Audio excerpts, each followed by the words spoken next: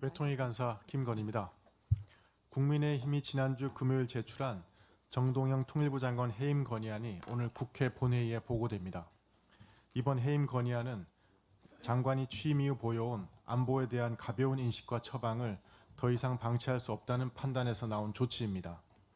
정동영 장관은 그동안 평화적 두 국가론, 북한의 고농축 우라늄 2,000kg 축적 추정, 북한은 이미 미 본토를 타격할 수 있는 3대 핵국가, 한미 연합훈련 유예, 유엔사의 DMZ 관할을 영토 주권 침해로 규정하는 등 정부 내 충분한 조율 없이 독단적인 발언을 반복하며 국민을 불안하게 했습니다.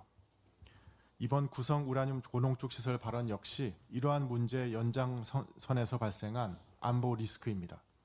특히 해당 발언 이후 미국이 대북 정보 공유를 제한하는 상황까지 발생하면서 우리 안보에 실질적인 영향을 미치고 있습니다. 정부도 구성 우라늄 농축시설 관련 정보가 원래 미국 측 비밀이었고 이를 한국과 공유하면서 한미 연합 비밀이 된 것이라는 점을 인정했습니다. 미국이 이를 두고 자신들이 제공한 정보가 외부로 흘러나간 것으로 보고 있다는 점도 밝혔습니다. 그럼에도 정부는 미국 측에 정동영 장관이 해당 정보를 알지 못했고 민간 정보를 듣고 발언했다는 점을 중심으로 설명하고 있다고 했습니다.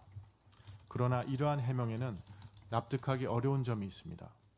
정 장관과 통일부가 근거로 제시한 민간 정보에는 장관이 국회에서 언급한 구성 우라늄 90% 고농축 시설에 대한 내용이 존재하지 않습니다.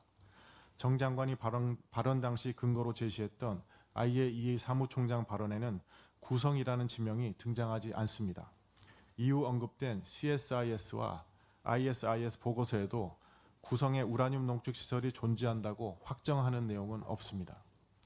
장관의 발언과 근거로 제시된 자료 사이에 이처럼 큰 간격이 존재하는 상황에서 납득할 만한 설명 없이 문제를 넘어가려 한다면 사태 해결은 기대하기 어렵습니다.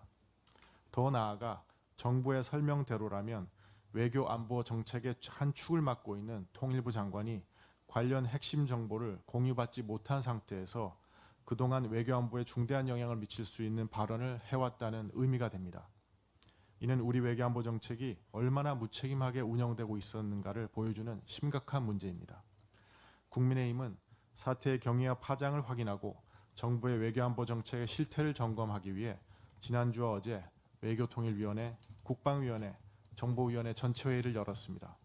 그러나 정동영 장관을 비롯해 국방부 장관, 국정원장과 각 상임위 여당 의원들은 회의에 불참했고 결국 파행으로 끝났습니다. 국가안보와 직결된 사안에 대해 국회가 사실관계를 확인하고 정부 대응을 점검하겠다는 것인데 정부와 여당이 이를 외면한 것입니다. 이는 국회를 무시하는 처사일 뿐 아니라 국민 앞에 책임을 져야 할 정부와 여당의 태도로 보기 어렵습니다. 한미 간 대북안보 공조에 생긴 빈틈을 서둘러 메워야 할 사항입니다. 이재명 대통령이 정동영 장관을 감싸자 정부와 여당이 장관 개인을 보호하는 데 집중하고 있는 모습은 참으로 보기 딱합니다. 국가안보와 한미동맹의 신뢰가 걸린 문제 앞에서 더 이상 정치적 계산이 앞서서는 안 됩니다. 국민의힘이 제출한 해임 건의안은 국가안보의 기본 원칙을 지키기 위한 조치입니다. 정부와 여당은 지금이라도 사태의 심각성을 직시하고 무너진 한미 간 신뢰를 회복하기 위한 책임 있는 결정을 내리시기 바랍니다.